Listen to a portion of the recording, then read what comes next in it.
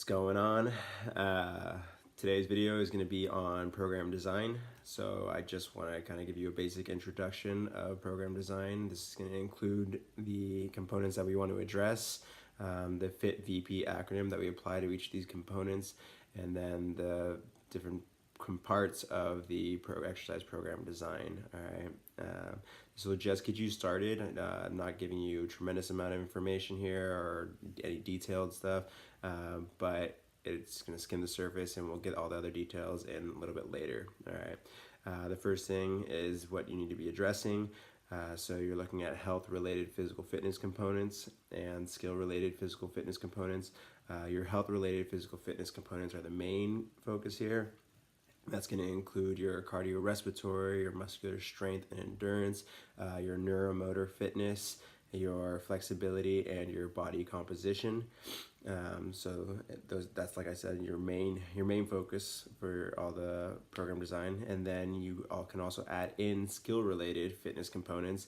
That's going to be your agility, balance, speed, power, reaction time, and coordination.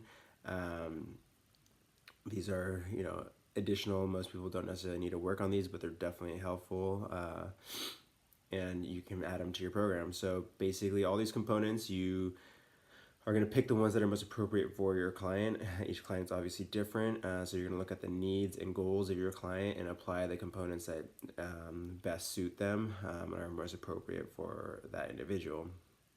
And when you pick these components, then you're going to apply the FIT VP acronym to each of the components. So FIT VP stands for frequency, intensity, time, type, volume, and progression. And so for every component, you're going to kind of break it down into these parts, and that's how you're going to track each component, just for record keeping and to help you kind of tear up and along your way as you're making your way through progressions and periodization. We'll get a lot more into that, like I said, in other videos, but this is just getting you started, okay? The last thing is just your basic exercise program design components. So we have our warm-up, our conditioning, the cool down, and flexibility. All right, so first part of every program design should be the warm-up. Give your client about 5 to 10 minutes to perform low to moderate intensity cardiorespiratory and or muscular endurance exercises to help them get from their resting phase to prepare for the physiological, biomechanical, and bioenergetic demands of the conditioning phase. We want to help them prime their bodies so that they're staying safe and really optimizing their actual workout in the conditioning phase. So after you do that for about 5 to 10 minutes, then you get into your conditioning phase. This is the main part, right, where we want to focus on including the different components of the workout, as we kind of already talked about. So you got your aerobic or cardiorespiratory, resistance training, neuromotor activities, and sport-specific activities. All the components that I already kind of talked about, this is where you're really hitting them in this main chunk. All right, so this is about 45 minutes of your workout, and so yeah, so you're just this is what you're really the heart of your exercise program, okay?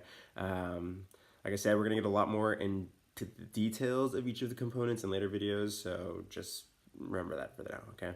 And then after that, you're getting into the cool down, which is basically the opposite of your warm-up, right? So you're allowing the person to go from the conditioning demands, and their body's all hyped up from all that, and you're helping them kind of get back down to resting. All right, you want to do this to help decrease the heart rate and systolic blood pressure, and then help remove metabolic end products that can accumulate from high intensity exercising. It also helps avoid post-exercise hypotension and potential dizziness from blood pooling. So it's just a safe practice to help to make sure that your client is actually making their way back down to resting phase in a less abrupt fashion. And then the last part is the stretching. And this is, optional, but it's definitely helpful for improving range of motion. Your client's generally warmed up, So it's a good time to kind of go through some static stretching. I didn't really touch it in the warm-up, but for warm-ups, you're looking at some more of dynamic stretching if you're going to throw that in there. Immobilization to prepare them for the exercises that you're going to get into during the conditioning phase. But yeah, at the end, you can definitely focus more time on some static stretching, just really trying to improve their general range of motion of your client. All right, so warm up, conditioning phase, cool down, and stretching. Those are the four main parts of every program design. Make sure we're doing this. All right.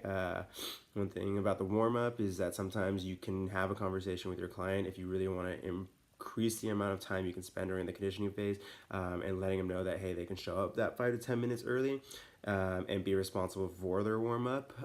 It's kind of a trust thing that you're giving them, but if they're up for it and you make sure that they're doing it, then that'll help you really expand on what you can do during their conditioning phase. All right. Other than that, that's just the basic introduction for program design. Start applying it to your programs right now.